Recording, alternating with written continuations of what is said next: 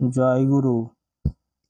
শ্রী শ্রী ঠাকুর আমাদের কিভাবে চলতে বললেন, কোনো গুরু ভাইয়ের সঙ্গে বা যে কোনো মানুষের সঙ্গে গণ্ডগোল হলে কিভাবে আমরা চলবো, সেই সম্পর্কে ঠাকুর কি বলেছিলেন। শ্রী শ্রী ঠাকুর বলছেন, দেখ, তোর সাথে যেই খারাপ ব্যবহার করুক না কেন, তুই তার সাথে ভালো ব্যবহার করবি। বাড়িতে যদি এক পয়া দুধও হয়, তবে নিজে না খেয়ে সেই দুধটুকু নিয়ে দিবি। ওই যে তোর সাথে গন্ডগোল করেছে তাকে। এইভাবে কিছুদিন চললেই দেখবি কি হয়। তারপর শ্রী শ্রী ঠাকুর নগেন চৌধুরীর কথা বললেন। শ্রী শ্রী ঠাকুর বলছেন, তার সাথে আমি 12 বছর ধরে এমনি ব্যবহার করেছিলাম।